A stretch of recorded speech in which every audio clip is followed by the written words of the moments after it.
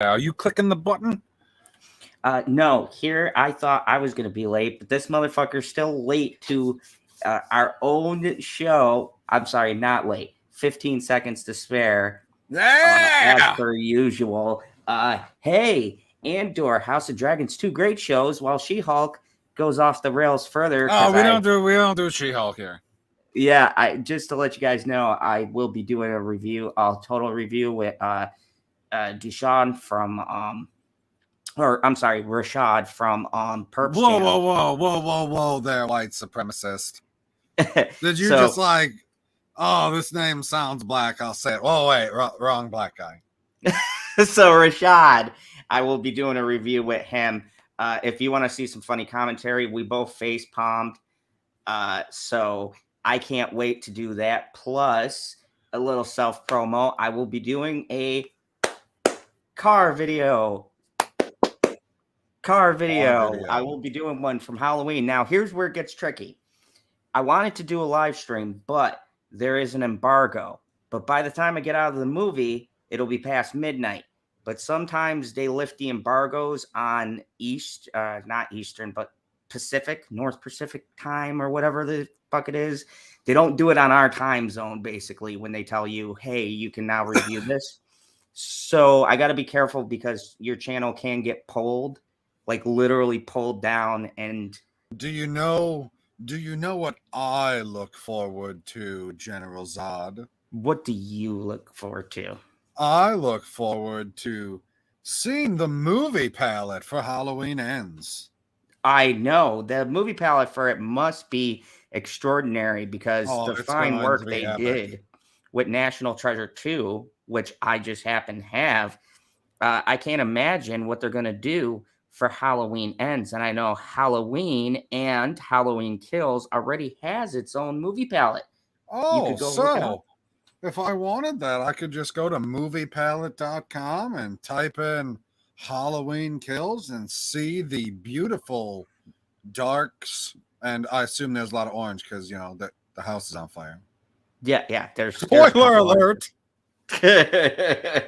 So yeah. And then when I see this epic movie palette, all I have to do is put in code zone 15 and I can save 15%.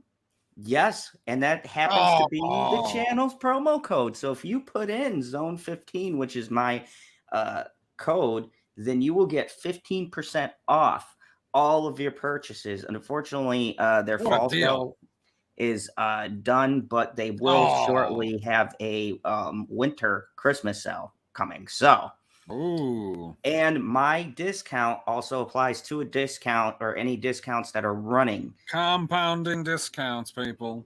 Yep. So you can pretty much like damn near pay half of whatever the palette is worth. So you're saving big bucks and you help contribute to my channels. It's framed, it's on a quality piece of canvas. You can't go wrong at moviepalette.com. So go check out moviepalette.com and thank you, Movie Palette, for sponsoring the channel. So let's first get to Andor. Hello, Carrie. Hello, Carrie. Hello, Lemon Pie. She was first. Christine. She was first in the chat. Hello, Lemon Pie. You were second. He's not bitter about it, allegedly. Christine's here too. Hello, Christine. So, hello, everybody. Tonight is going to be a great night because we actually have stuff that happened in Andor. A lot of stuff, a lot of shocking things. Dude, so, all I seen before I watched the episode, because I must have seen it this morning or this afternoon or something like that. I just seen a tweet from Jeff, world class bullshitters. Yeah. Yep. And he said, or maybe it was his thumbnail for his review of it. Oh, I don't even remember anymore. Maybe it was just a thumbnail. And it said, finally, something happens in Andor. These reviews piss me off because I feel like this show is so well made that now people who want to hate Disney and Star Wars, they use the same taglines. Did you notice that in every review? It's boring. Nothing happened. We bitch and complain about stupid stuff happening, and now that a show is actually taking its time and setting up people. Because we said similar. And by similar, I mean really not that similar, because all we said was we were disappointed in episode 3 or episode 4 and 5 with the lack of action. But a lack of action, like a shootout, right? Action, this type of, stuff moving on the screen doesn't mean that stuff isn't happening. I don't know where people got that, because it played out exactly the way that we thought it was going to. We called it. And before that too, I'd like to make a reference to when Game of Thrones was good. So let's go to like seasons 1, 2, 3, 4, and 5, right? Like there were a lot of episodes, right? If we took all of the battle scenes ever in Game of Thrones, there's maybe 3 or 4 actual big battles and memorable big things. Battles. Yeah, right. Like you're talking. I mean, I don't even think that there is there one in season 1. No, actually, no. There's little skirmishes, but no, that's what I'm saying. Because Game isn't of Thrones, Blackwater Bay is season 2, right? Yeah, that's the end of season 2. So it's like and it's an episode before the ending, because they did the thing where they do a big battle. Yeah, they do that all the time. Yep. Yeah. And so when you put it into that context, everybody was on the edge of their seats, folks. When Game of Thrones was in its prime, they were on the edge of their seat just off of little conversations, because you knew it was leading to there may not have been a battle, but someone will get shanked, someone will get fucking killed. You knew by the conversation that there was set up to something that would pay off later, and it didn't have to be a big battle scene. It could have been as simple as someone being set up and then political intrigue. And I feel like the writers of Andor are really good writers, because a lot of what we said last week pays off. And if I'm being honest, there's a good action scene, and we'll talk about that in a bit, but it's really more, there's also just a lot of underlining stuff that happens, especially the ending. And the battle itself is not this big epic thing. There's a little skirmish, there's TIE fighters. The background of the battle is just as exciting as the actual battle. Exactly, because like what is literally happening in the sky. I was like, this is the greatest meteor shower of all time. I was like, how did none of these hit the ground? I don't get it. And I even said to Butchie, I was like, hey, look at this. Look at how beautiful that looks. Like that backdrop when they're escaping and they're going into that green shit, which is essentially a meteor shower that passes over this planet. And they're flying through that. Like there was a lot of exciting stuff. But what I found the most exciting, and maybe it's just me, I'll get your opinions, but the thing that got me, it was the Game of Thrones hook. And it's kind of funny we pair them together now, but you could see that very ending, like when you see the dude in the shop and then you see the senator and she's in the middle of a speech and like everybody's talking about other shit because nobody fucking cares about her peace treaty. And you see like she goes silent because she realizes, oh shit, we actually, like, what we did is rippling through the empire. I thought that shit was far more interesting. No, the way that played out, because I didn't understand when it first happened. I was like, okay, you got a couple people walked out here, a couple people walked out there because they were like, well, I'm not going to support this anyways. I don't give a shit. I was like, okay, that's typical politics. And then everyone just starts talking and talking. You're like, why the fuck is there so much goddamn background talking? She didn't say anything. And then she looks down at her tablet or something like that. Yep. And then they cut away. And I was like, okay. And then they go to the next scene and the guy goes, oh, what's the name of the planet that they did that on? I don't even remember. Oh, I forgot the planet. Doesn't matter. Doesn't matter. What's up, Husky? But it was like, it was crazy. No, then the one random guy who's in the shop, like sitting there chilling, having a coffee or some crap like that. He goes, you got anything from that planet? There was just a big heist there last night. And he goes to the back and dude, just fucking laughs. Skarsgård is fucking phenomenal. That laugh he does and everything. He's just like so killing this role. He is just like when he goes back and it's that, so we've made our mark. We finally, the Empire now knows, like, And it's weird It because might be better than Eric Selvig. and it's really weird because it is a lot like war. It's something little that and especially the Empire at this point, we're going to assume they've gotten complacent. They're pretty comfortable with their control. But it's like these people had the balls to rob us for quite a bit of money. And like that's like you do some heists and people don't notice. This got their attention. And that summon meeting when he finally calls everyone and he looks at that one security guard and she's like, I told you, motherfuckers. Like I told you they were planning something. Nobody listened to me. And now they've made off. Oh, why would they listen to that officer? It was a woman. So it was, I thought it was. I should bring the hate in. Tell your friends and enemies, people. Where are they? Did you share the stream? Yes, I did. Not you. I'm talking to everybody in the chat. But yeah, so I thought that was pretty good. So let's go through this. I want to kind of try to keep this at an hour. He's listening on mute. I want to. You want to review 3 shows in 1 hour? I just 2. Aren't we just doing Andor and House of Dragons? Yeah, but we didn't do episode. You said we were going to do episode 7 this week. Oh, okay. So yeah, I'm trying to keep it. We can do the short version of episode 7. It's fine. 11? Oh my god! How long does it take you to get there?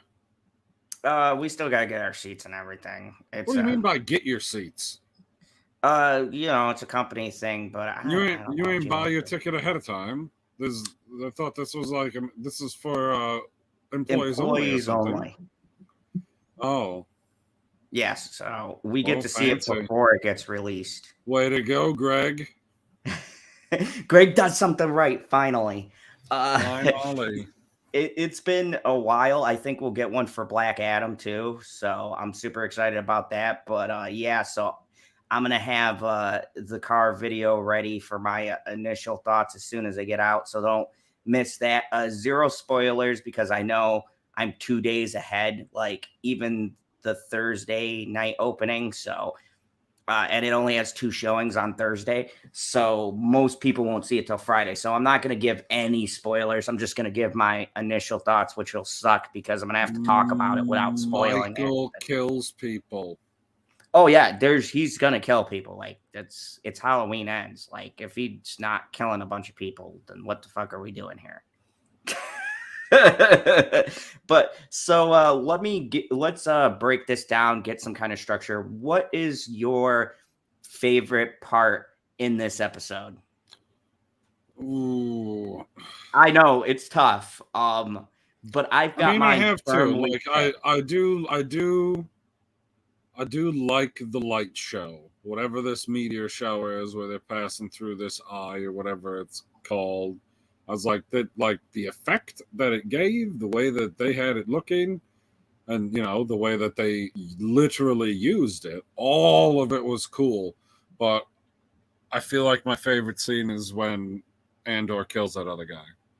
Oh my god! So once again, it's so weird when we always seem to land on the same part. So my favorite scene. So the guy, and I like him. He's oh my god, that was a good scene. That was a good scene. So if you guys didn't know or you've been following us, there's been one guy who's kind of been on Andor's ass. We talked about him last week. And they came to kind of an easy alliance. But shit goes down. Needless to say, as we predicted, the heist didn't go to plan. One of the guys gets injured. This kid, our favorite, he wrote a whole manifesto. What do you mean they killed the 2 black guys? And yeah, the 2 black guys. I was like, oh, I was shocked. I was like, holy shit. I was so shocked. So they do kill off. They killed almost everyone but Andor and the chick and the other one. She was still on the planet. I was confused about that. I'm like, so is she just an insurgent there? Because they left her behind. Is she conscripted now? I guess she's just sitting back chilling. But so this dude turns out he's a scumbag, and Andor, who's the legit mercenary. And I gotta say, Good The job, guy who's writers.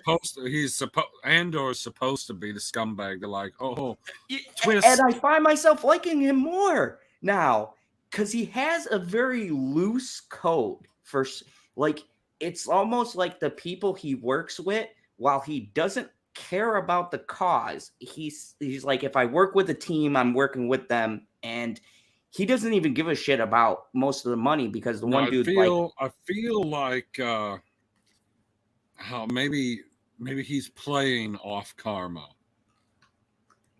I don't know. He's Because become that's the only way I could take it. Because, like, okay, so when he killed the people in episode 1, they fucking attacked him. oh yeah. And the first one that he killed was an accident, but then he was like, oh, well, I'm gonna, like, this is gonna end badly for me, so I gotta kill both of you. Because you can't leave the Because he's witness. still looking out for number 1, but he's not going to actively go against his word. And so Like he even move. gave a deal. He even gave a deal. He's like, I'll pay you double what that ship is worth in the hangar. Yeah, I want my $250,000. I'll give you double for the ship. So he has a code, but the other guy we saw, who was the one giving him the most shit, says, "Come on, let's cut these guys loose. You drop me off the planet." And I said, "Don't do it, Andor," because he said some abandoned mood. So I think his plan was him and Andor kill that one chick, right? Kill everybody else. Take the I don't think they were going to kill him. I think they were just going to leave. And then I think he would have killed them when he dropped them off to that moon, because he says, "Oh, take me to this moon, blah blah blah," and just drop me there. And I'm like, that doesn't sound right to me. Like, if you're gonna double cross at this point, you're definitely gonna double cross me. Yeah. And so he looks at him and just fucking shoots him. And I gotta say, Luna, I forget his last name, but yeah, Diego Luna. Yeah, he plays that just shooting people so well, because like I expected it. But no, I didn't expect it. I was like, "Ooh, is he going to take this deal? Is he going to take this deal?" And then all of a sudden, he just shot him. I was like, "Whoa!" I was gonna say, like, I expected it, but I didn't, because he was so quick on the draw, and he just fucking shoots him, and then walks in the tent with the gun and tells the lady, and she's like, "You don't know him. He would never betray us." And he goes, "Yeah, he was going to leave you guys here." That. You might want to think about that. What we don't have to think about is Carrie says, barely comment, "I thought the starry sky was pretty." I think everybody did. If you don't, you're probably blind. But yeah, I mean, so he fucking turns around and shoots him. And I'm liking Andor more. But the thing that got me, one, I liked that kid, but I knew, because I liked him, he was doomed, because he just had that look like, oh yeah, this. I thought they were gonna robotize him for a second there. Yeah, so I thought he was gonna live.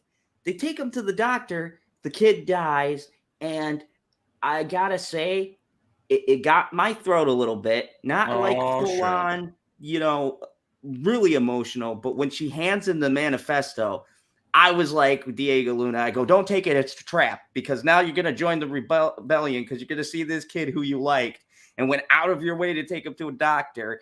Right. I was like, he's hooked now, because he's going to read that manifesto. He'll probably take off and then turn back around and be like, fuck. I thought there was going to be like some liner as a tracker in the book. Not like a chip, because you're going to see a chip in a book, but something where it's like in between some pages or glued in there, and it's just like a thin film. Like, this is Star Wars, it can be anything. I thought it was going to be a tracker, but I'm more inclined to believe it's your way. Yeah, I think he's already on the fence, and I think that he's going to be like, look at that book and realize that, yeah, he does see, like, I don't think, even in Rogue One, I don't think he necessarily believes in the rebellion cause, but I think he believes in doing the right thing and fucking over the Empire. I think it's more of I can fuck them over with people behind me and resources, as opposed to me doing it myself. And that's what that guy wanted to do. And he said, like, okay, what's your plan? Like, you're just going to sit on a planet and what? Finance your own little war? Like, that's not going to do anything. You need resources, you need people and intel and stuff. And I think he's going to realize if he wants to get his sister back, or if he wants to really hurt the Empire, he's gonna need to be in an organized group, or he's just gonna die like everybody else. I mean, where does one keep 80 million credits? Because you can't just take your 80 million credits and pop it into the Galactic Bank. Yeah, that's the other thing too. You gotta have your own vault or something like that. And oh yeah, if he took that deal, he was definitely gonna get double crossed again. The guy would be like, okay, well now that we're here, get the fuck off my moon, or die. So yeah, it's a good idea that Andor shot him. Carrie said, I thought he was going to take the book and she was going to knock him out. I think she realized, and she said before too, if you watch the beginning, that he has to come to it on his own. He can't be, with his personality, you can't force a guy like that to join your side. He's got to see these people who are giving their lives for something, like, and I think it hit him like that black. Okay, I got to talk about this. This is my one negative and takes 1 point off from this episode. I'm wearing a lemon-colored shirt. The black dude who just fucking ran. Which one? The first black dude. Hold on, you got the one the who's stormtrooper. The one who's in the group? Yeah. Okay. When he goes to get the chick, right? Because she's like, I can't move. He asked dude for cover fire. Okay, dude goes out, does his thing, fucking actually hits someone. So good. That was beyond cover fire. He runs out, doesn't zigzag or nothing. Straight fucking line, runs for her. I do not understand what the point of his maneuver he did. I'm sorry. He kind of deserved to die. All I got out of it now, after seeing the entire episode, because at the time, the only thing I thought was, well, that was some pretty fucking lame cover fire. And now that I know that the guy just wanted to steal the credits, I think he was letting them get shot as much as possible. He's like, yeah, I'm going to cover you. Pew, pew. And then he quit. So do you, because that's what I wanted to ask, because that'll determine whether I take the point off or not. Do you think that he died because he didn't continue the cover fire? Because I thought his cover fire was weird, because I was like, yeah, he took out one guy. But typically during cover fire, you're supposed to draw fire. You're just supposed to be shooting to make everybody else take cover. Yeah, so that everybody else, when they do raise from cover, they're going to shoot the guy obviously shooting at them. So it gives your man enough time to make a beeline. But he shoots at one guy, stops, black guy continues running. Just runs straight and gets shot. And here's my other problem with that. Okay, say it plays out normal and he's laying down cover fire. Typically, and maybe it's just the military in me, and I got to look at other shows, but I've watched John Wick and things like that. People don't run in a straight line. It's typically harder to shoot you if you're weaving in and out and kind of moving side to side because they can't get a beat on you.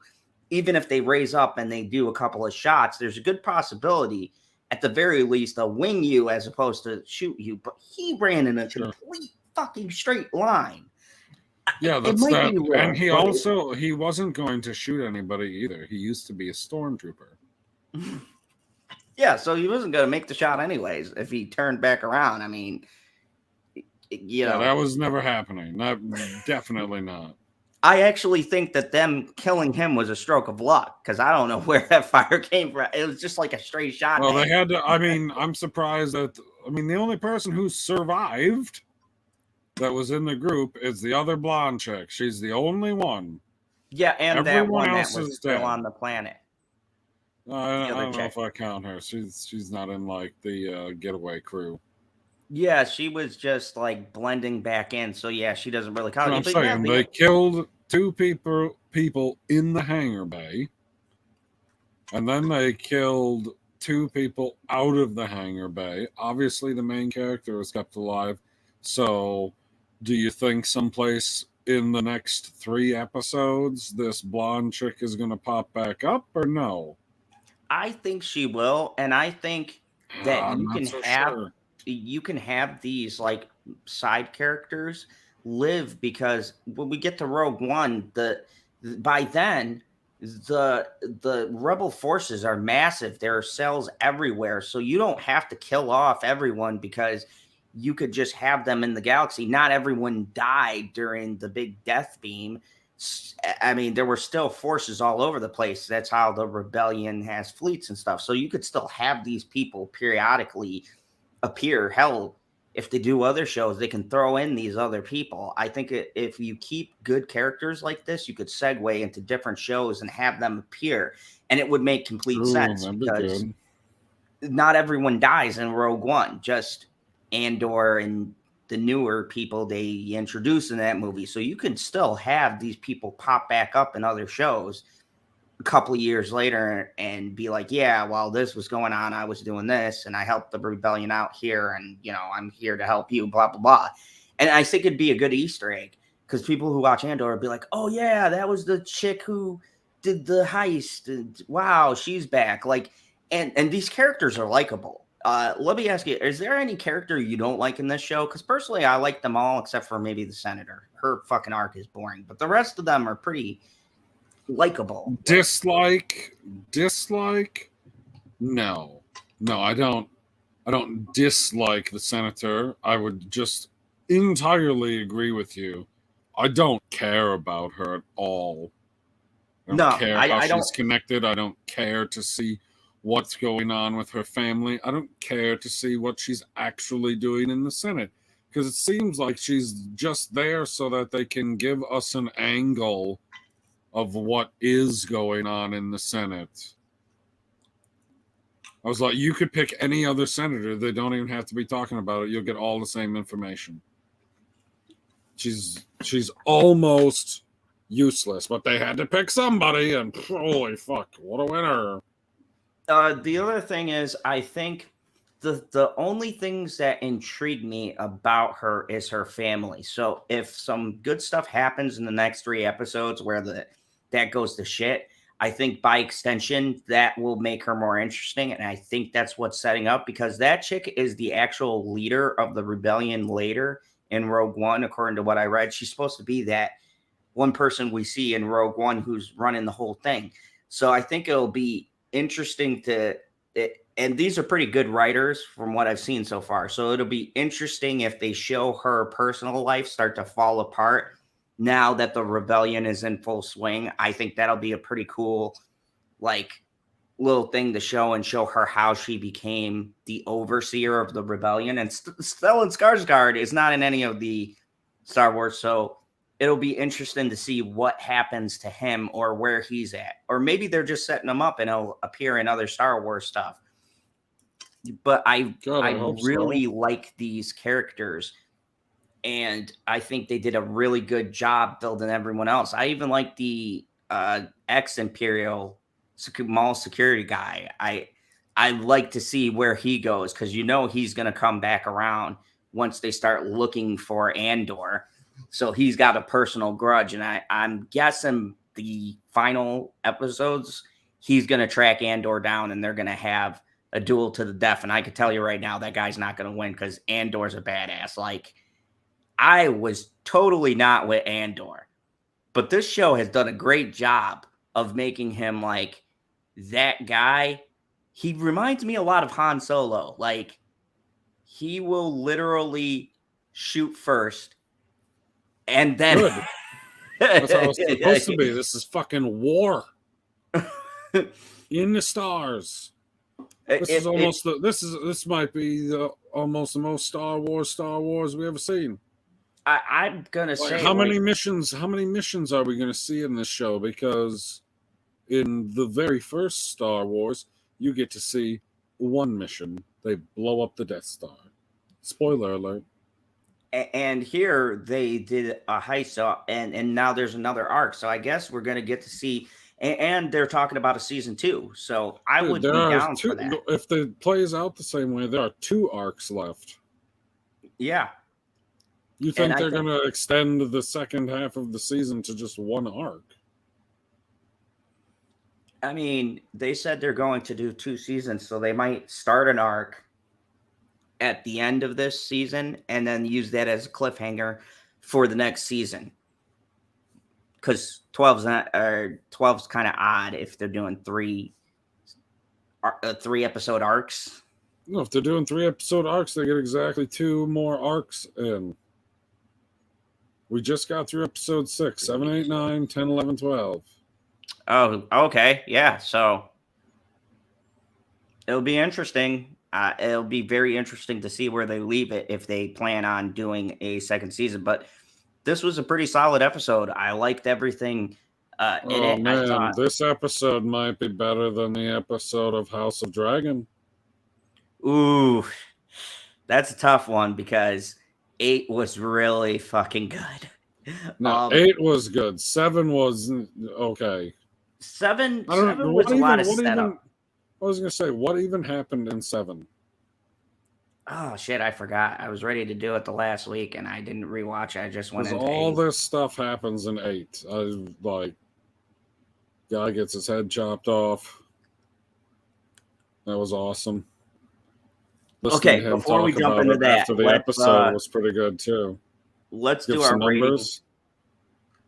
Let's rate Andor. So the big heist, I think it lived up to its hype. I think they did a very good job. And let me kick it to you first. What are you gonna rate this out of 10?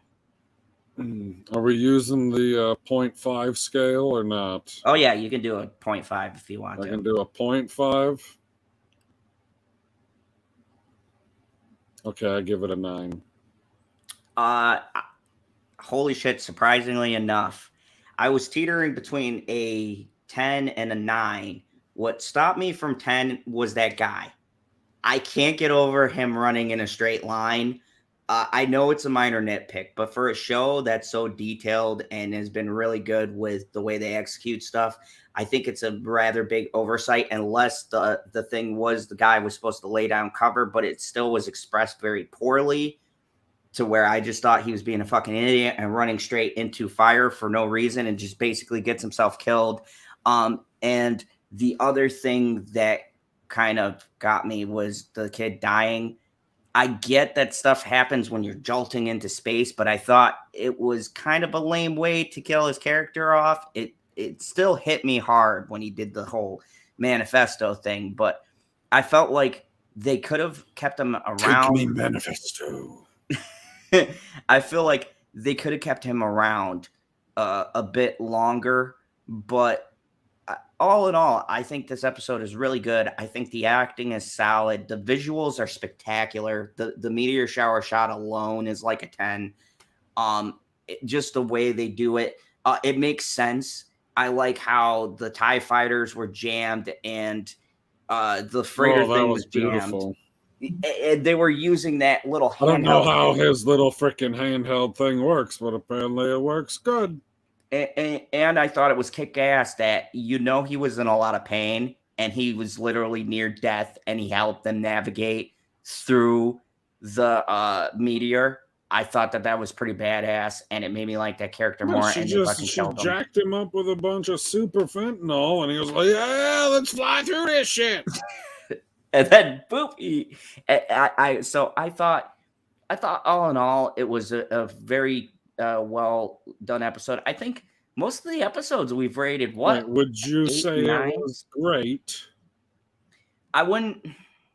We're gonna talk about Game of Thrones, and now that was great. I did 7s and 8s. The last 9 I did was episode 3.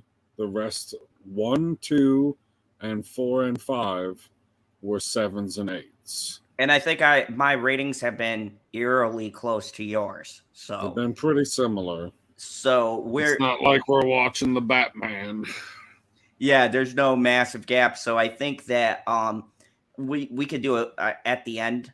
We'll do a series overview and take all of the reviews that we've done and then kind of split the difference, and that'll be the overall score. But if that's the case, we're looking at so far like high 8s. I'm gonna have to go back and look at my numbers. But yeah, so it's a great show. It feels Star Wars. Don't listen to other reviewers. It's not boring. God help you if you have to pay attention to stuff. Oh my Lord. Oh my God, plot development. Oh God. What we actually have meaningful talking in a Star Wars. Me like Star Wars. I Well, want and to it see stuff leads to blow something, up. and people remember is like, what about this farm? Oh, there is no farm. Oh, holy shit! I think I think that overall it's good. I see a lot of people, at And least at my job. nobody complains when Han Solo talks. No, they can listen to that for hours. Hours.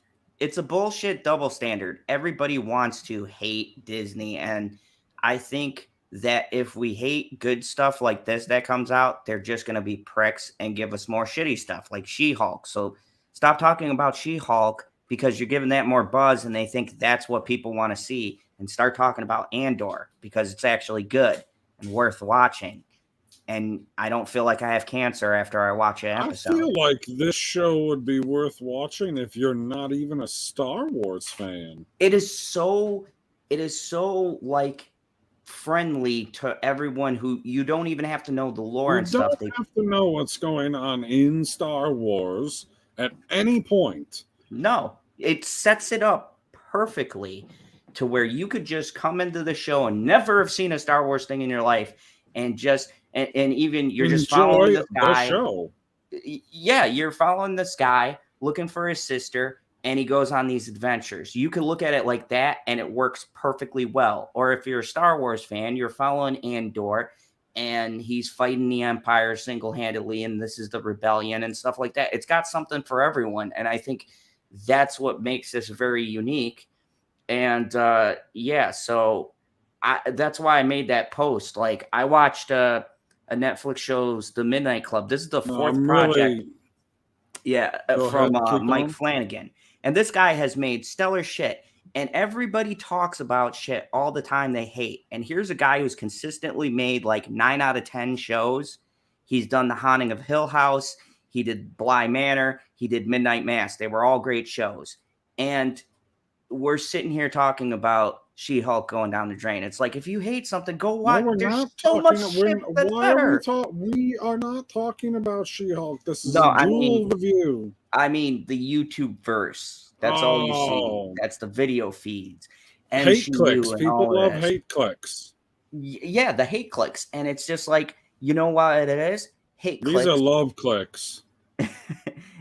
Hate clicks don't generate that revenue that everyone's used to. So whatever. No. Let's talk about House of Dragons. So we don't remember. Carrie episode agrees with 7. me. You ain't got to be a Star Wars fan to enjoy Andor. I just have one more thing that I want to say, and then we will move on. Go ahead. I really hope that they do multiple seasons of this because I want this show to lead into Rogue One. I would love that too. And I would love the last episode to be him meeting up with this new girl who's supposed to help the the rebellion, and it could kind of lead into that scene where he meets her in the alleyway and he shoots the dude for the information. I would like to see that like be the lead off, and then you go, oh shit, now we could watch Rogue One, and boom, it's one connective thing. That would be awesome. And I think the directors are. I mean, it's like you already have the feature film featuring the character. Now you're just building his story before that, and boom, then you can just go watch a movie. And I think this makes Rogue One better because now you understand his motives. You understand what he ticks. So now when I get to Rogue One, oh, I understand why he's quiet. And right, but K2, the only way it's going to work is if they hire Alan Tudyk. Yeah. Because he has to meet K2SO before the movie, obviously. Yes, and you know he's so great, and I would love to them to bring him in later. Now I know that it's never going to happen, and it has nothing to do with either of the shows per se, but I know that Korg and Deadpool did a review, right? Yep. How do I get Korg and K2SO? We probably can't fit another K on that couch, or else you know what it would be. Oh yeah. Just two Ks. Just two. We can't. No 3Ks. He said. for safety. Carrie says, "I have a question for both. For you both. When thinking of all things Star Wars, where would you place Andor when ranking Star Wars movies and TV shows?" That's a tough one, Carrie, Oh because gosh. um, I feel like it's two separate things. I think you'd more do TV shows, and if I'm doing TV shows, this would be below The Mandalorian, just because I fucking love Grogu Dark Saber. Dark and Saber. Darksaber. Yes, but Grogu, he's so fucking adorable. But I'd say this would be it'd be Mandalorian and then Andor, honestly, because No, it's tough to compare it to the movies. but the movies it feels To like. the movies? I mean, it's at least at the level of Attack of the Clones. And I'd say it's way above Attack Clones. But you know how I feel about that movie. No, Mace Windu. Yeah. It it's definitely better than two of the prequels, but it's weird because it leads into a Whoa. prequel movie. So technically, it would lead into New Hope because it's a Rogue One story. So it would lead So from everything that happens before episode 4 is a prequel story?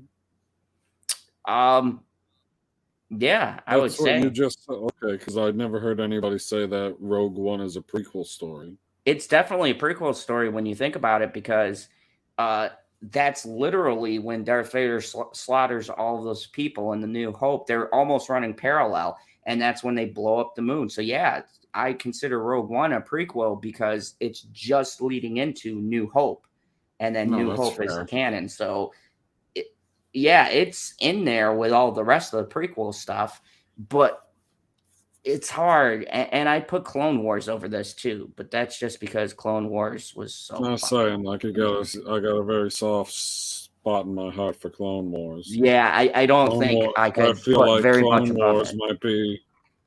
Clone Wars is better than The Mandalorian. I mean, oh, Light Mandalorian, lightsaber Mandalorian. duels, especially the lightsaber duels in season 7, because they did the motion capture, so they look even that much more realistic. Yeah, it's so tough because If the those three middle episodes, that middle fucking arc wouldn't be there for the final season, it would have been epic. it would have been 10 out of 10 for me because everything else Nine just 9.5. like because those 3 episodes just slow it down, and in the Big end time. they had no fucking purpose. That was the biggest thing that pissed me off. It was like filler, but you only Oh, had it a was few total episodes. filler.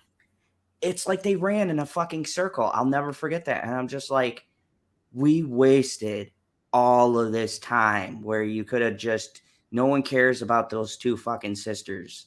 They still Nope. haven't come back yet. Thank Nope. God. I like, and oh man, there's so many characters in the Clone Wars. Like, those 4 middle episodes should have been Hondo episodes. Yeah, dude, where's the Hondo? Where's our Hondo prequel? Can we get that? Maybe Disney? he'll be in this show. Oh, dude, Hondo appears in this He's show still 10 out of alive, 10. right? I'm automatically 10. This That whole would be amazing. Because oh, we'd never know. You'd never know. Because they're going to cast somebody to play him, and then they're going to either CGI his face or they're going to put some practical makeup on, and you'll have no idea that that particular actor is meant to play him until you see the episode and you're like, oh, 10. yep. And I'm hoping it happens in Mandalorian. I'm thinking that's the most He's the likely. best. He is the best side character in all of the Clone Wars. Easily. And he really makes a lot of episodes in Rebels awesome. Oh, for sure. Like the whole arc where he comes, when they meet him and they get him to fight, like that's some of the best episodes of Rebels. Okay. I have a bone to pick with you now. Okay. You told me before I watched the episode that there was a fight between the dragons. Mm-hmm. There's no fucking fight between any dragons. What are you talking about? In episode 7? There's no fight between any dragons at any point. I might have been thinking about something else then. You must have been thinking about something else because I watched them and then I thought back. I was like, wait a second, did I like fall asleep? And yes, technically I did fall asleep. So then I had to go back and watch them again. Not the point. The point is, I watched them more than fucking once and I did not see flame on flame action. Or were they riding it? I can't. Dude, The kid was like the kid stole the dragon. That's what it was, yeah. Because for whatever reason, which I don't know what the hell you're waiting for, like, oh, I gotta mourn my mother. Nah, man, we're playing Game of Thrones. Like, you either play the Game of Thrones or you die. I'm not saying you're gonna win the Game of Thrones, but you have to play or else you die. Welcome back, Christine. Welcome to the Game of Thrones section. So, dude, I was blanking out on a lot of 7. I know I got most of it right, but seven is Driftmark, and I still can't tell you what happened. I completely forgot. I'm gonna say that's gonna be my lowest one. We could get that out of the way right now because neither of us really fucking remember what happened. I'm gonna read a quick little blurb of what the episode's about. Maybe they'll jog our memories.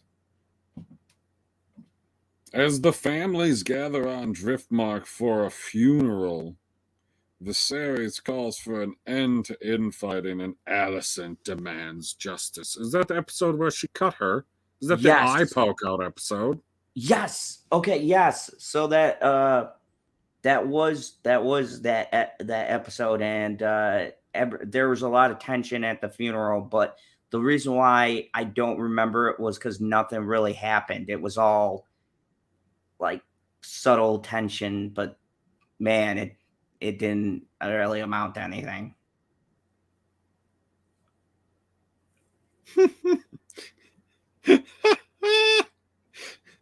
Oh shit, these TV time comments are hilarious. I was just going down through some of the comments and being like, okay, what's it gonna start as? Let's see if you can you see this picture? It says, look at me, Aemond.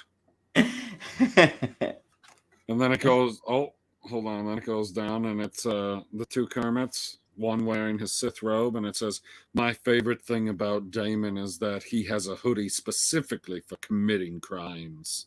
Yeah. Oh, yeah. When you see him in that hoodie, you know he's going to do some shady shit. Wait, is that the one? Did they fake the guy's death in that one? Did they? I think so. I don't know. Seriously, I can't remember much of what happened in 7. Holy crap. I know there was back and forth between the young Reyes or whatever her name is that I don't say right at all, and the mother there. I'm sorry, I don't think to just cut you off with laughter. It's a picture of Daemon and Rhaenyra, and it says, let's get married. I incest. Yeah, so that was the other thing, too. There was a secret marriage. No, I guess it's a kind of a secret marriage. It's not really a secret as soon as we get to the very next episode, though. So yes. I guess more stuff happened in episode 7 than I know. Maybe I don't know anything that happened in episode 8. 8 was the uncomfortable dinner. I'm calling it. And when he took his mask off. Yeah, but okay, so jumping into 8. Well, okay, 7 I give a 7.5. Yeah, I'm there too. Like, shit happened, but it was good. It was shot good, everything, but it just there's something about it that's just not quite tripping my trigger.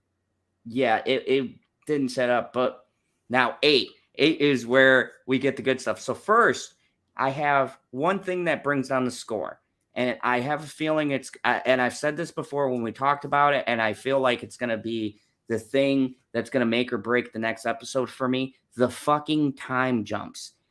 Dude, the black dude got done dirty. How do you do a time jump opening this episode and we do not see what happened to the black dude? Like, they referenced his house was destroyed, but we don't see the fucking battle. And apparently he died off fucking screen. Like, I don't think no, he didn't die yet off screen. They said he might die. Like he took a grave wound and now he's on his ship on his way back to town. but okay, I'm counting that as he's probably gonna die, but because he was in the fucking thing, and he what they say grave wound. This is Game of Thrones. Well, I mean, okay, like what's his name died from a fucking boar. We watched, yeah, I know, but we didn't see the boar do it, but we seen the after effect before he died. Okay, I'm still wondering because I haven't looked it up specifically, and I guess I might know where it is, but maybe I don't know where it is. But I did watch 8 seasons of Game of Thrones, and I've watched all the intros multiple times, and they show you all of the cities that everything goes on at. Every single fucking time. Where in the fuck is Driftmark? It's not even referenced. It doesn't even fucking exist 170 years. Well, it's way less than 170. They started at what, 178 years before Daenerys gets killed? Not before Game of Thrones started, before she gets killed, which is the end of the show. Spoiler alert.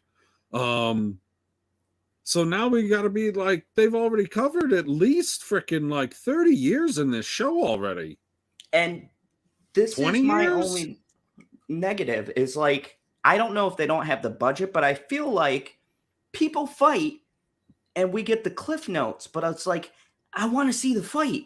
Like, there's fucking dragons. Like, I want to see more of the actual fight. Like, they've been doing that all season. They did that right at the beginning.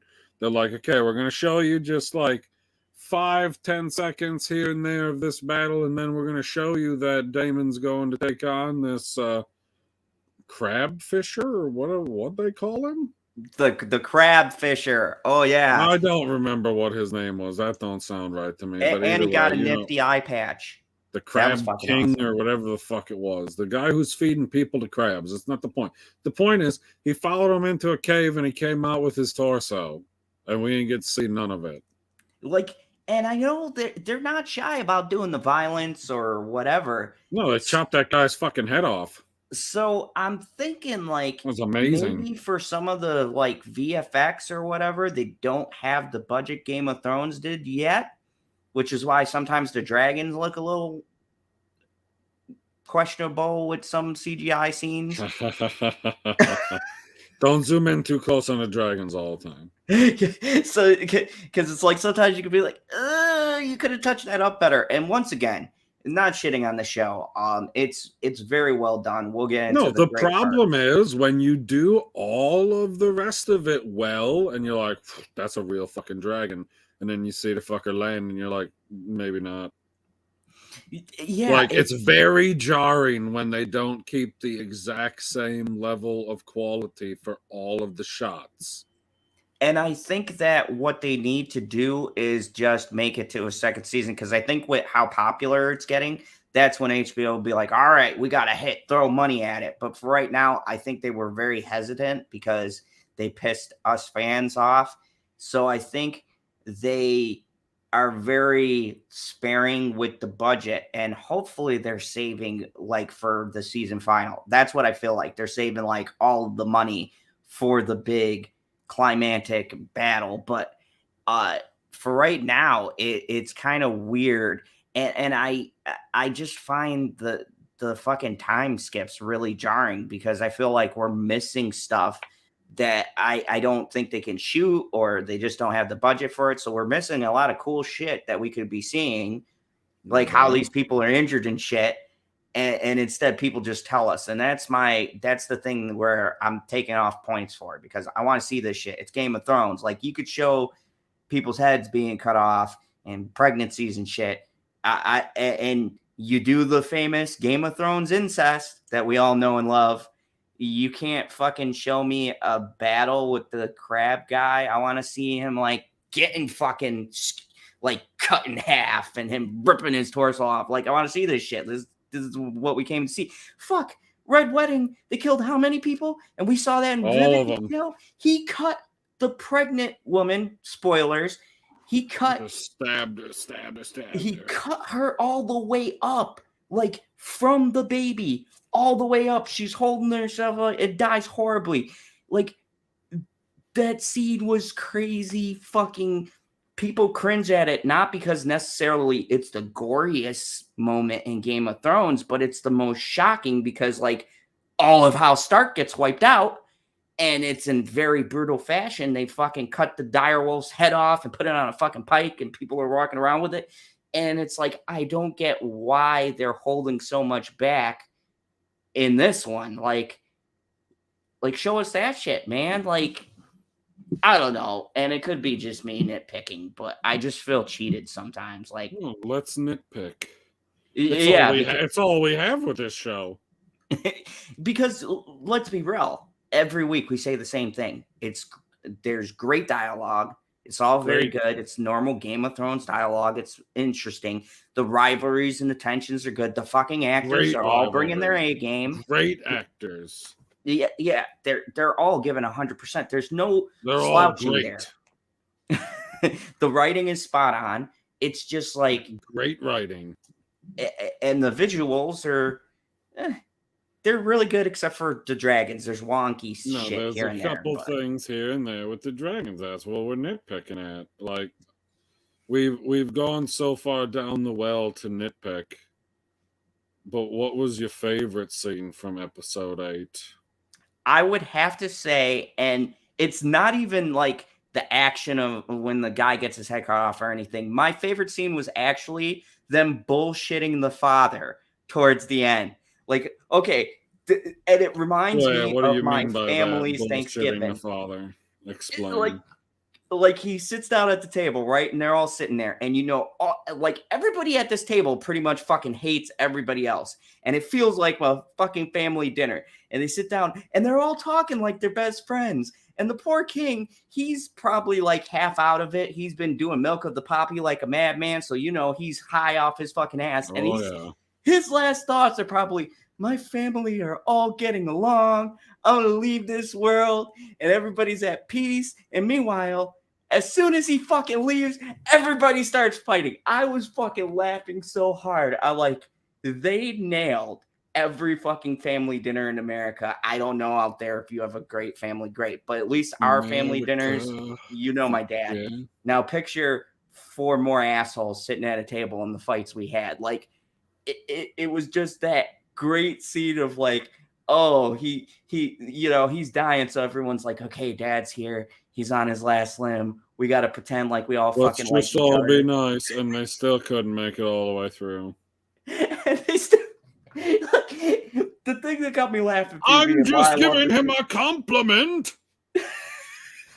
Like, as soon as he leaves, that motherfucker didn't make it even all the way into his chamber. Like, he's got to be like, I know, he's got a big he was on the other side of the door and heard the commotion and was like, they can't see how close I am. I'll just keep going. I'm just going to go to bed and pretend we had a happy dinner. I did all this shit. I bitched at him. I pulled my fucking mask off to freak him out.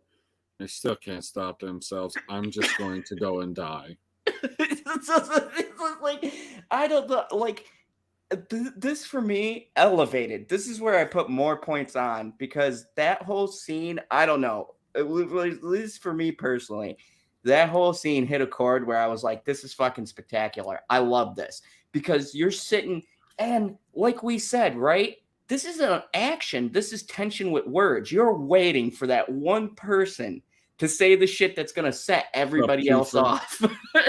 Oh, yeah. I thought it was going to be Damon. I always think it's going to be Damon. But surprisingly, no. Like, he grabbed what's her name, and he's like, and I love how the two bitches at the table are sitting there over complimenting each other. I go, oh, these two are gonna go at it as soon as we leave. Hate each other. One of them is gonna end up killing the other one. Oh, it's totally coming. But I love how they're sitting there like, oh, your dress looks great, and he's like, oh, stop it, your dress looks great. That kind of. How many whacks of the pillow does it take to kill somebody? I Don't know. Well, I assume if they're having a duel, it's with pillows. But yeah, Is that not how that works? You oh, know and what the other my scene I fucking liked. favorite scene is. The other scene I liked when Renera or whatever comes with them kids, and we're all thinking those kids don't look like the Okay, parents. what I don't understand is how anybody actually lets it slide when they're like, okay, so these people over here don't both have silver hair and still have silver haired child, right? Yep. At least, who the hell am I thinking of? I know that there's a set of them that don't, or that do have silver hair and only have one Targaryen or one Valerian or whatever you want to call it. And then these children are supposed to have two Valerian descended people as their parents, and they got Baratheon hair. I was like, that's what I was feeling. I was like trying to think because I was going back and it's been a while since Yep. I rewatched, but I go, that looks like another house that's not even fucking like in this world. I was like, yes, Baratheon. And I was Yeah, like, they look like they got Baratheon hair. they look like they have Baratheon. And I loved my favorite scene was when the dude said what everyone who was watching that scene was thinking. These fucking kids aren't like, what are they doing here? Her children are bastards. Dude, when I got to that scene, I was already like, okay, I'm leaning very towards a 10 because that was the I feel funniest like fucking outburst maybe I he's think I've like, ever seen. okay, what is the other house from up north? It's like, it's got a prefix before Stark. You know what I'm talking about? They're off I to know the what you're east. talking about. I know what you're talking about, but I forgot it.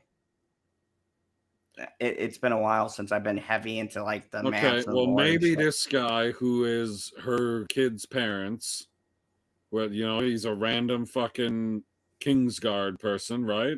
Because we didn't know him at the start of the show, and then all of a sudden he's got children. I was like, well, holy fuck, whore. Anyway, that's the same thing when you look at these alleged Baratheons and they have blonde hair, and you're like, wait a second, Baratheon boys don't have blonde hair. Every Baratheon boy has dark. Look at all these Baratheon boys, and her Baratheon boys are blonde. I think not. Yeah, and that's how Ned put that all together. This one was so blatant. The hair Because color what? is very important in Game of Thrones as far as the truth is considered. Yeah, so it was, and here was my thought too, because I'm thinking, what the fuck is this bitch doing, bringing these kids, knowing that she's gonna be in with all of these people, and somebody is going to say something because it just doesn't fit. like, No.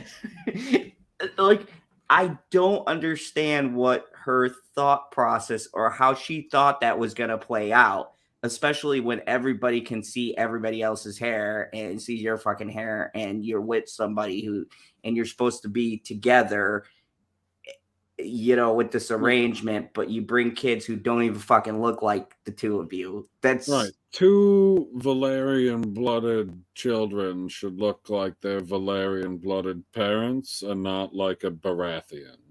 like and here's the thing, like, look, I don't know how medieval times work. I don't know if they were up with hair dye, but I'm assuming like criminals and shit change their hair color. You couldn't just fucking like bleach their hair.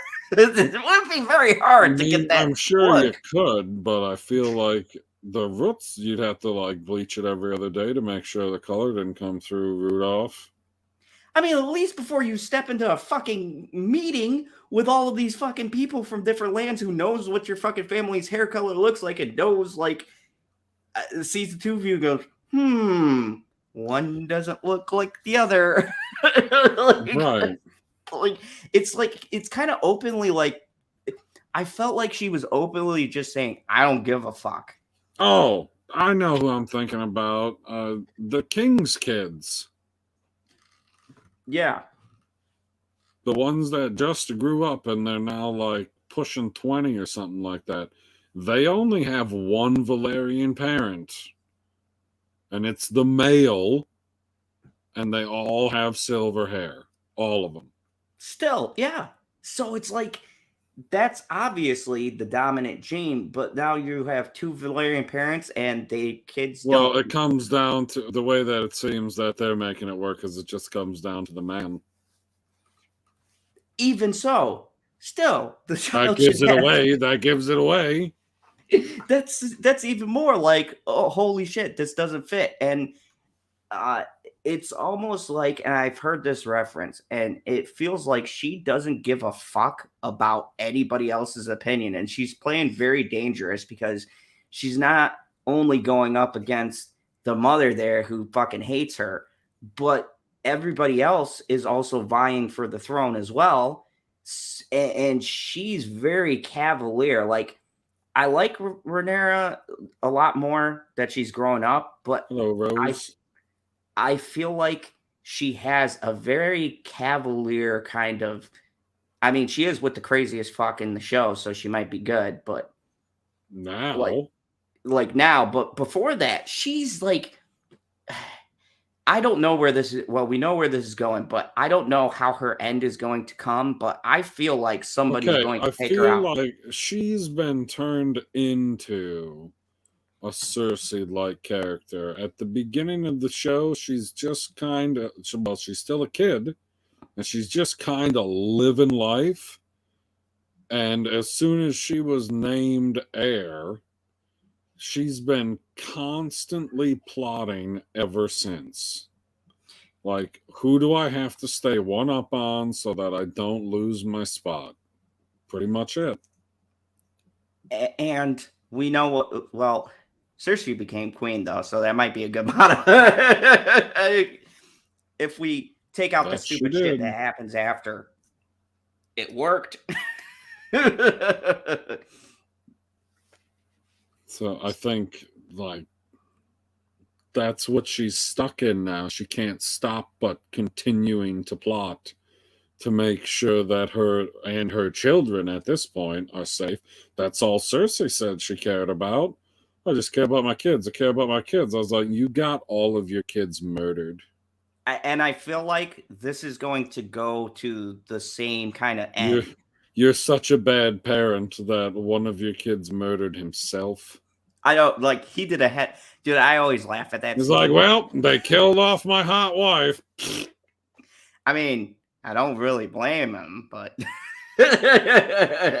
she was hot as shit. I mean, like, well, it's back to my crazy ass mother. Whoop. Right? Oh, I gotta come home to you now. I ain't doing that again. I ain't So- coming home ever again. but Gods be damned. So overall, this was a pretty good episode. It had a lot Oh, of tension. Dude got his head cut off. did you hear him talk about it after the episode? No, I did not. Oh, I'm super disappointed we didn't get to see more of his character after I seen how much charisma the actor had in his little interview afterwards. And he's like, did you notice he didn't come at me from the front. He had to get me from behind. And I was like, I did notice that. Yeah, that was he definitely like. I was like, "There's no way he's taking that," and then he was like, "Whoop!" From the aisle. Like, yep, that happened.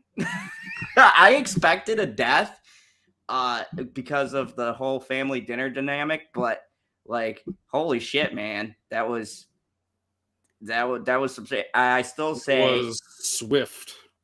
I still say my boy MVP as always, Damon.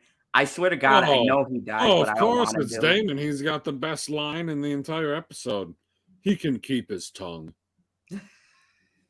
I was like, dude, I loved it. Damon, I'm just gonna say it across all of Game of Thrones.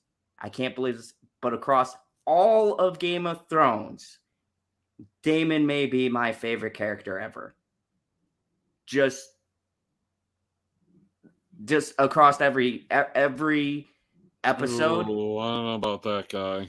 I know it's bold, but I mean, if I had to, like, the ones battling would be Cersei's and Daemon, because I like them both pretty equally.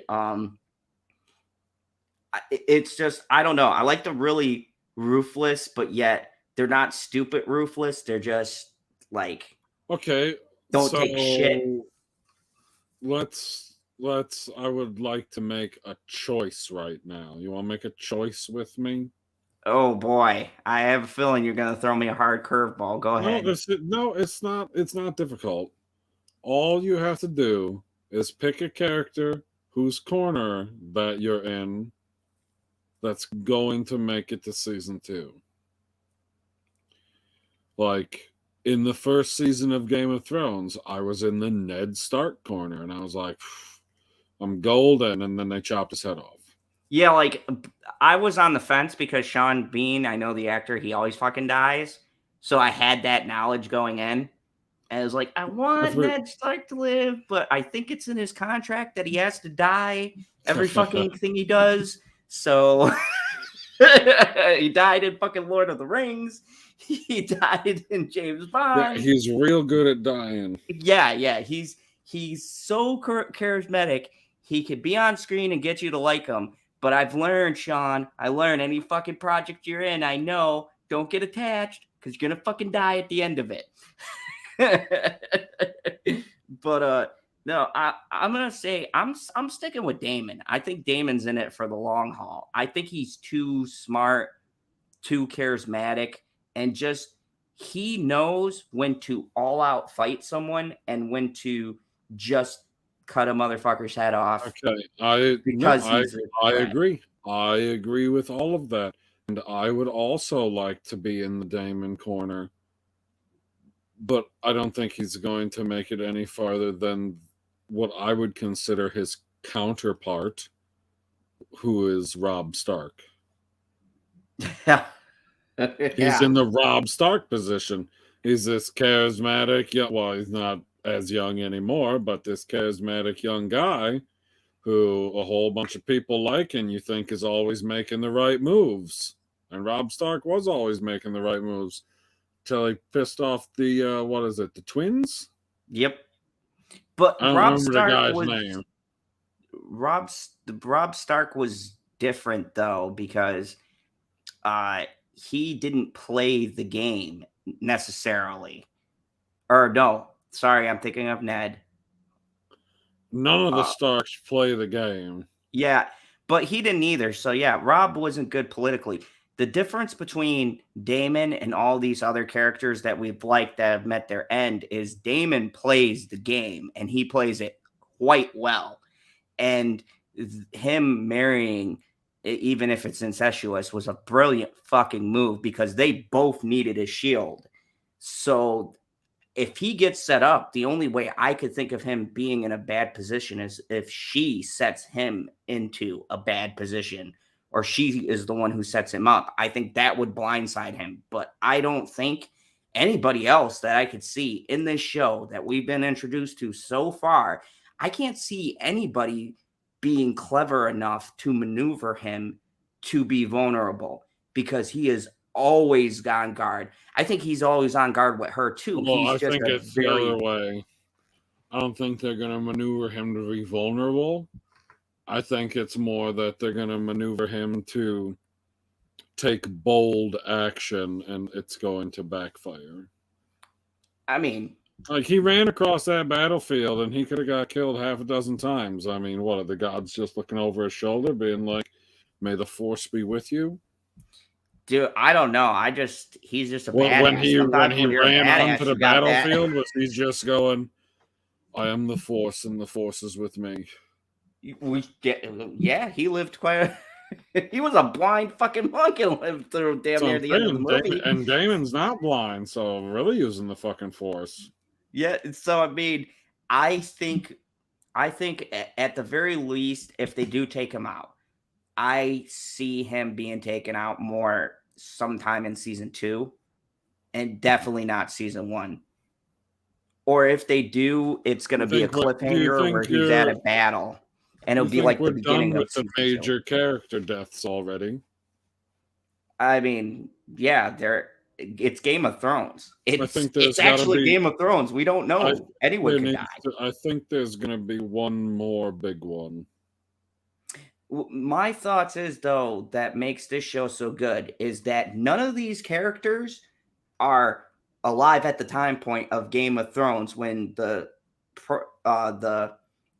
flagship show starts. So it makes it interesting because all of these characters are going to eventually die.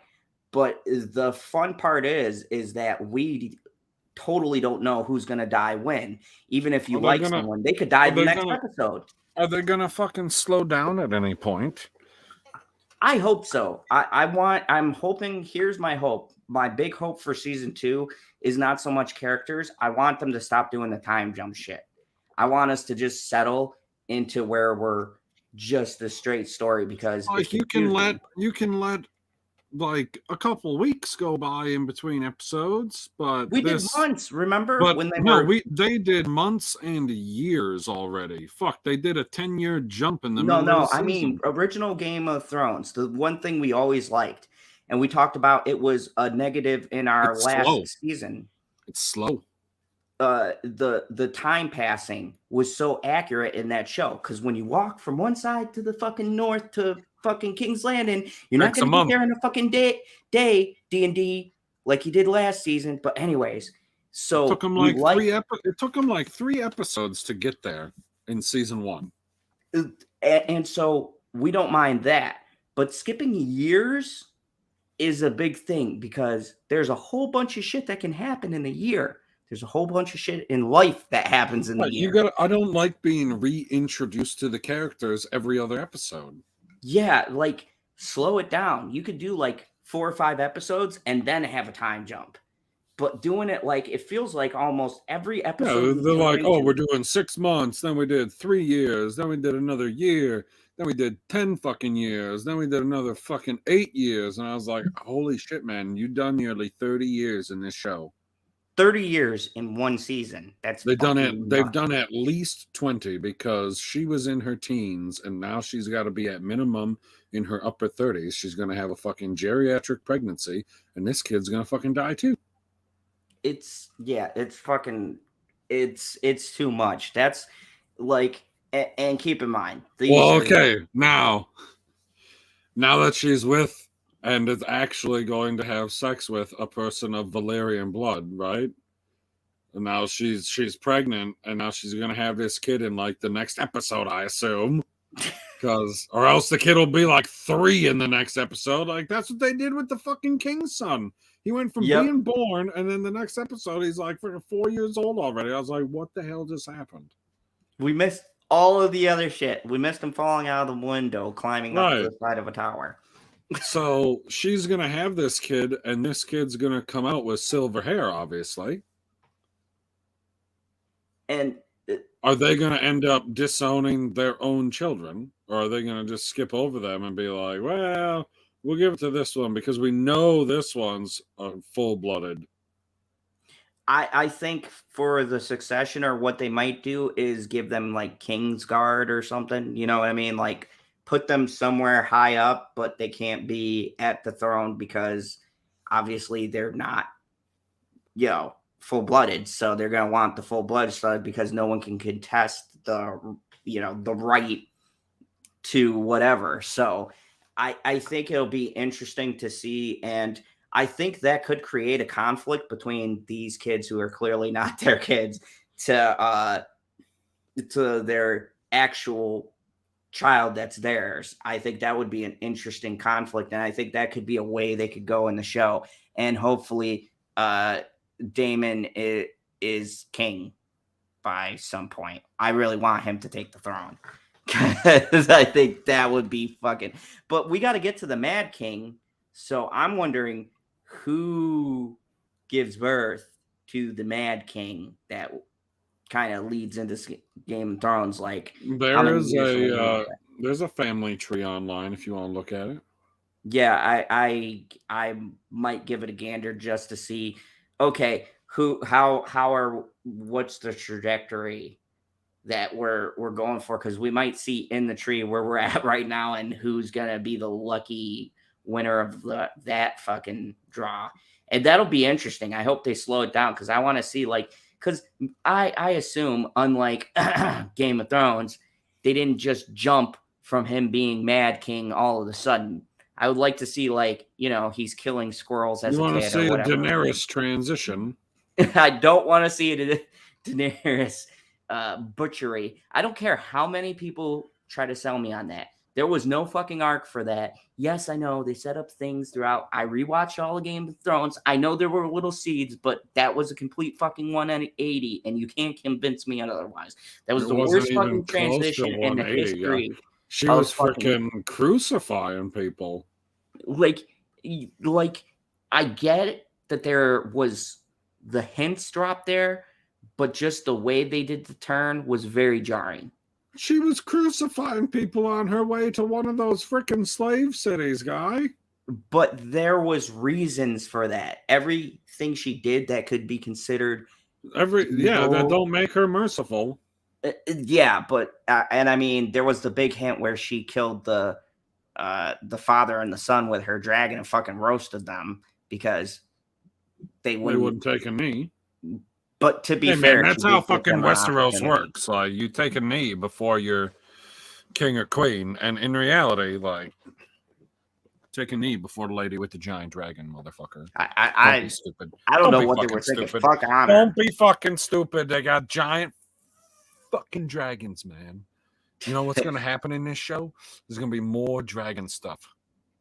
Yes, I can't wait. So, let's do a prediction. What this is this the final coming up, or is there one more penultimate? We got 2 episodes ultimate. left. So, where do you think this is going? There's got to be a big battle in this episode.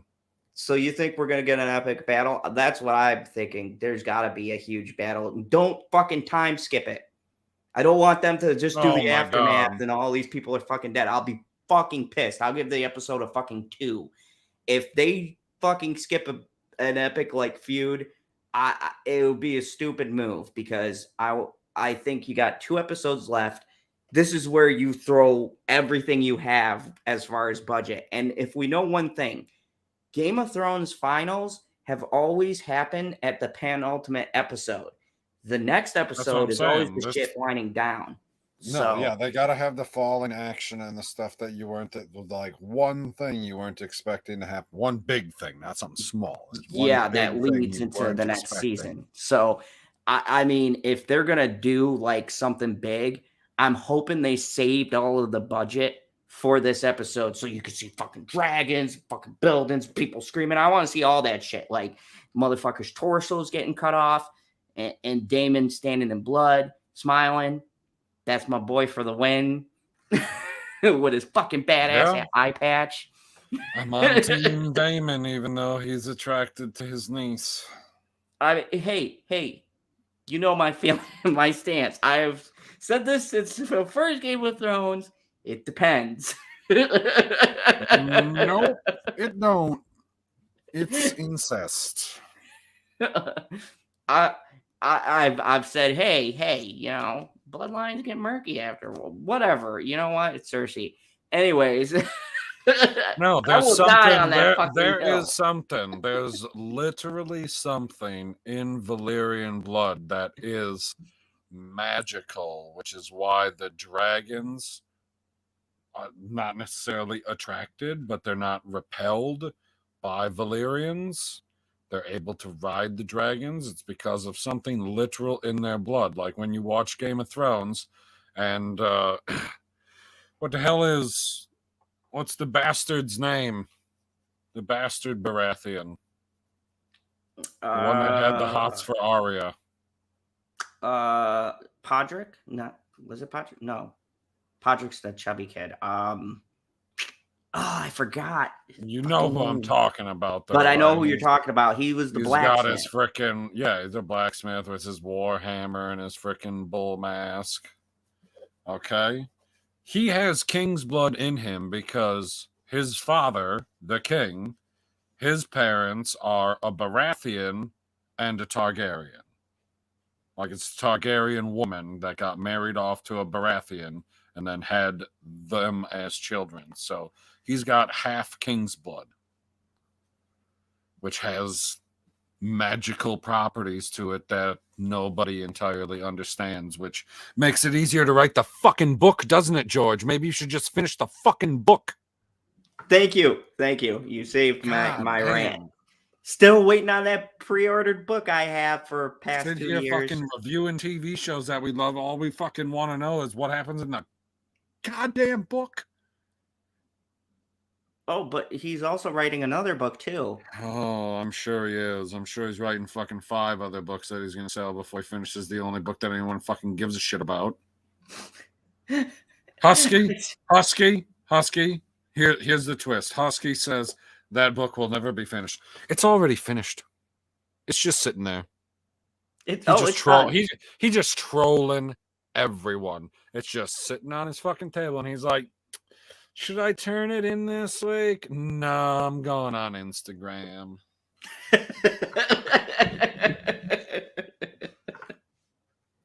God damn it, George.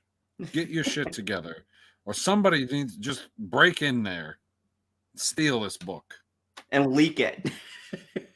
Right? Send it to what's his face over in the embassy. Why can't I think of Julian Assange? Send it to Julian Assange.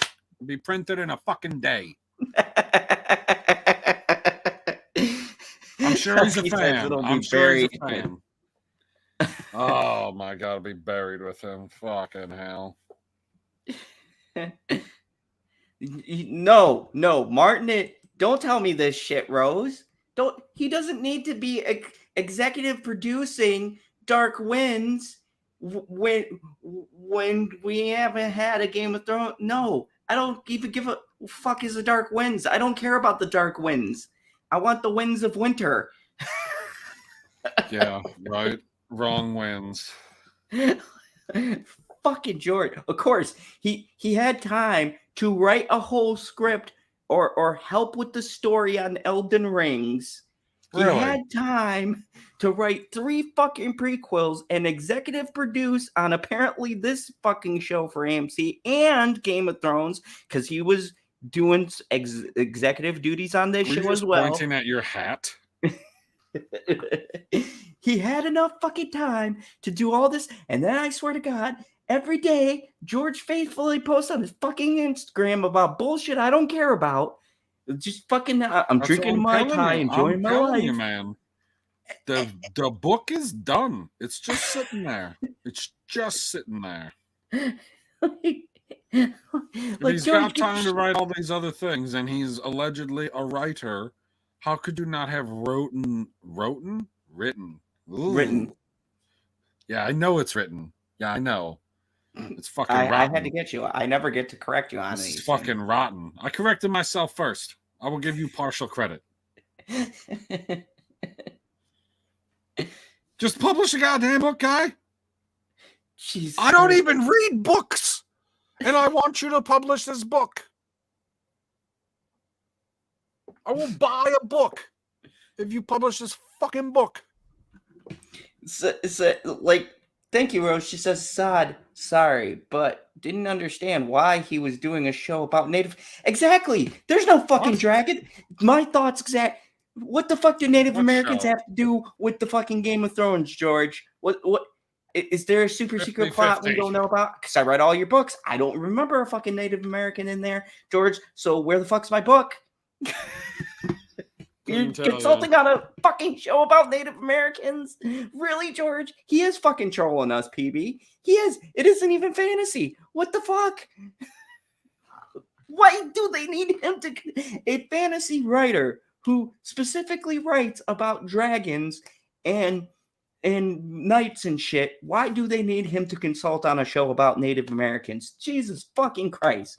He really is trolling us. He is the world's greatest troll. Fuck every other troll you've heard.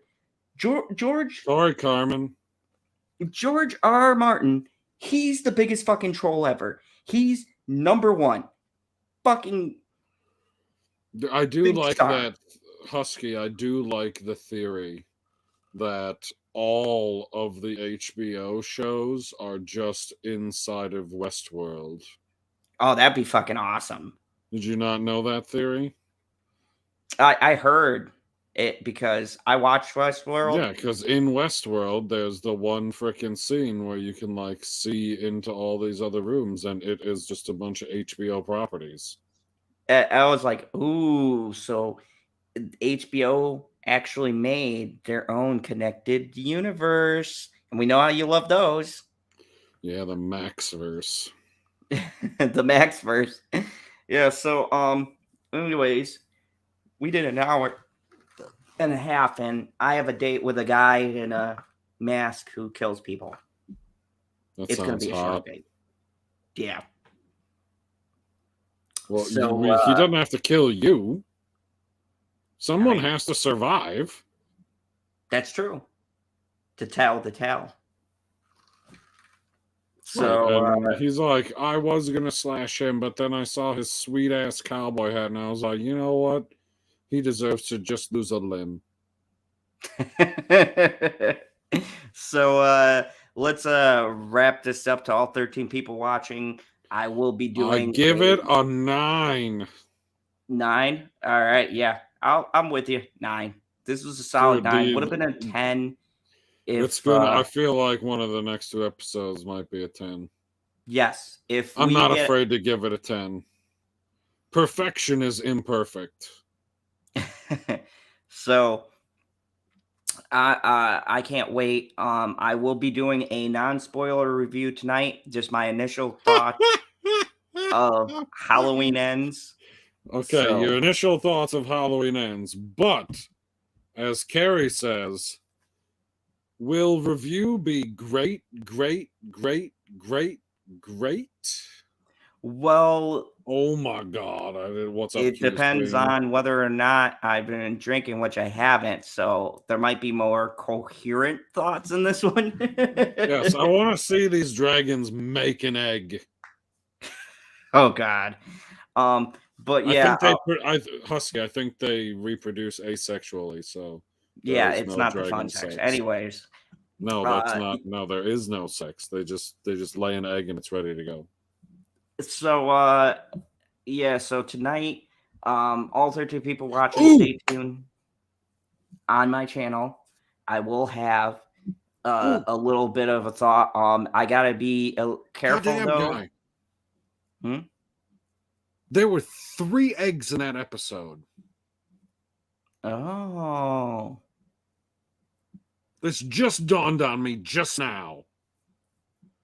Because we were talking about the eggs, and I was like, wait a second, there are 3 eggs? Well, there's only one other time in history where there are 3 eggs ever referenced. Ooh, it's all coming together. Are these Daenerys' eggs? They might be the famous 3 eggs. That would be amazing. What a nugget that would be. I don't know how long it takes eggs to pop out. Don't worry, Rose. I'll be doing a review on Terrifier 2. I'm probably going to do a spoiler review, which is why I've been waiting for a little bit because it's still in theaters. But Halloween Ends, I got to get out before 50 other channels do it. So I'm just going to give you my initial thoughts. There'll be no spoilers, but it's going to be tricky, but I can't because the algorithm will immediately pull my video and send me to YouTube jail. So it'll be very vague, but I'm super excited, very interested. Can't wait. Hopefully it fucking ends. Like I said, I loved Halloween Kills because it had Michael Myers and he killed a fuck ton of people. That's what I wanted to see. So this is called Halloween Ends. If Halloween doesn't end, I'm gonna be fucking pissed because I came to see Halloween and this is the 3rd movie claiming to be the final chapter in Michael's tale. So if this is all bullshit, guys, David Green, you're going to get a very angry note. Worse than the Bagel Consortium. Oh, god dang. So, you know, Did you it's give like, a number for this episode? Did you say 9? yep, I was there with Okay. you. It would have been a 10, but, you know, there wasn't a I dragon. need that action. Need that action. Yes, lovely. Q is still waiting for the review of Minamata. I gotta go by myself. Plot twist, he lives like all horror films. Everybody always, well, not everybody.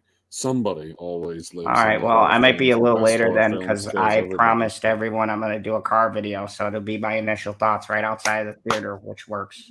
Car video. I just don't want to ruin it for you, so. You're so beautiful. You could never ruin anything I for get me. cranky and I huff and puff everywhere.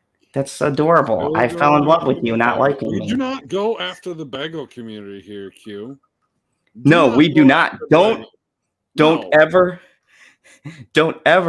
don't ever say that. The bagel He was- community is fierce, okay? I dealt He with them was once. saying that he was going to have a message that was She- harsher okay, than so the true bagel story. community. Bitchy can't come out here to get on camera, but she thought I was full of shit, and I showed her my comments and everything, and even PB's seen the comments. The Bagel Consortium is real, okay?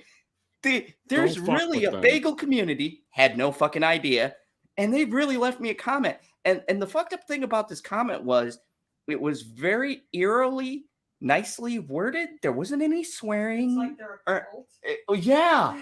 It was like when you kick somebody's puppy and you got that sad guy going, "Why'd you kick a puppy? You're so mean. Like, we work hard and blah blah." And I'm like, what the fuck is happening right now? It was look, you've seen me attack many people here, and I'm not generally scared to say what's on my mind and to get people pissed off at me. If they want to come at me, fine. But these messages were so creepy. I actually had to make an apology video because I felt like there'd be a motherfucker outside of my window holding a bagel, or I'd go to get a Carries bagel the bagel cannon. and be threatened. And I love bagels. I don't want to be threatened by a guy behind the counter because he saw my fucking video and be like, your kind ain't welcome here. Shoots the bagels flat like a t-shirt cannon.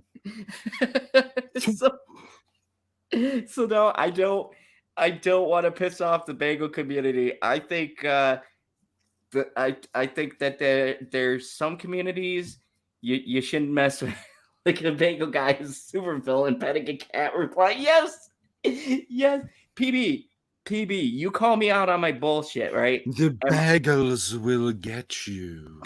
PB, you call me out on my bullshit or when I over embellish something, right? Were they not pretty scary in how they replied to my video? Because I showed you the fucking comments. Bagels make the best sandwiches. What? Bagels make the best breakfast food. Bagels are the end all be all of food. People buy more bagels.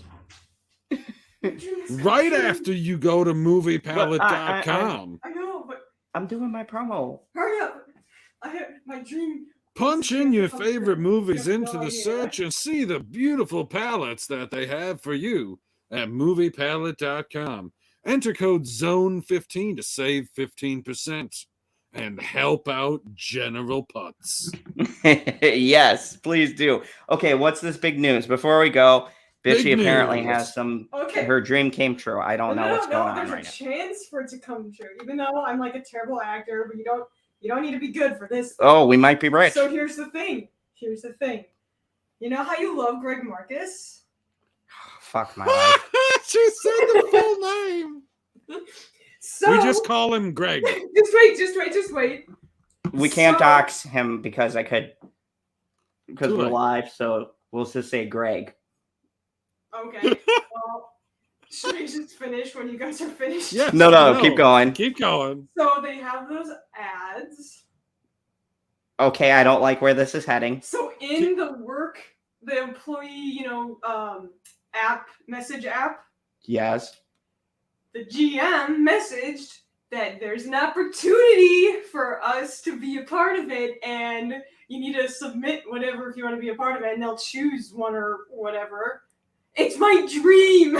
Okay, I have only one question. Will Greg be there? Because yes, with him. I might Be a have to part of submit for what? my dream to punch him in the face It's live. always been. It's like an ironic kind of dream because I don't. Yeah, but like. Dream Just to do imagine what? I'm right next to him, myself, like right I there. don't understand. Be like, ugh. You know those fucking promos they have before the movie starts where it's like, "Hi, this is Greg, and I'm here, and I got a piping hot pizza, and I'm a retard. I'm going to talk about how it's No, everybody he likes else's to talk fault." about. He likes to talk about how he's I not recognized. I just want to know what the dream is. He likes to talk whether or not he's recognized in public. Okay, so what? And he's the fun guy. So why is this such a big deal? So we could be in one of those commercials before the Thank movie you. starts. No, it's Thank you. I don't know how many. They'll just send not a over commercial? submissions and from the volunteers and select an appropriate number of individuals to fill the available slots. Shooting will be on the 24th, and deadline for submissions is in 2 days. You can count me out of that shit. Because if I meet Greg, I'm gonna get fucking You're fired. supposed to remember in our If they early need to years when we used fill work slots, there- they need to wait, get but this is- men. This is funny. Wait, so in our early years of working there, we saw this promo for it when watching a movie where it's like, oh, I bumped into him and I dropped my popcorn and now we're married. Like, I don't. Oh my god, you want us to be one of those couples? She wouldn't fucking talk to me, and then I wore her down after a year, and now we're married. It took longer than a year. Now she loves me, I guess. And then I'll cut to her and be like, "Yeah, I'm not he's sold okay." on that part. Oh, Lemon Pie says. Reply to the group chat though, like. My Oh, dream it was Terry Silver that replied. Yes, maybe it was Terry Silver this whole Terry time. fucking Silver. goal is with Quite possibly the best. You know where he would fit in real good? Where? Westeros. Oh yeah. Oh my god. Dude, Oh. Terry Silver, Game of Thrones. Dude, so many Can you people would have been imagine? beheaded. He would have been. No, everyone else would fucking die. Be like, yeah, I'm still chilling. Fucking push all your buttons to make you all kill each other. I'm just hanging out. Should I freaking fill it out? I probably don't have a friendly face, but I don't care. I just want to say that I tried. This means a lot to you. Fill it out. Just don't put my fucking name in there. No, I'm gonna hate it if I'm in there. I'm gonna hate it if I'm in there, but I'm really good at pretending. I'm not good at acting, but I can pretend. I don't Well, know is it what- acting, pretending? This is so weird. Okay. Real quick. Cybernetic Husky says, and you're not going to find this on the screen. Tell Carrie that the package is in Illinois. Should be here in a few days. It is in the hands of us. I'm gonna tell my friend. And yes, Cybernetic Husky. I do have my movie palette. I just haven't hung it up, but it's back there. Carrie, are you behind that? Oh, I guess that comment's 4 minutes old. I'm behind. So, Terry anyways, let me get Silver going runs because the I bagel. do Don't have to- say anything. Lemon Pie, are you trying to get us in trouble? We do not talk about the bagel consortium. That's we don't like make number accusations about the bagel consortium. We just say, buy more bagels.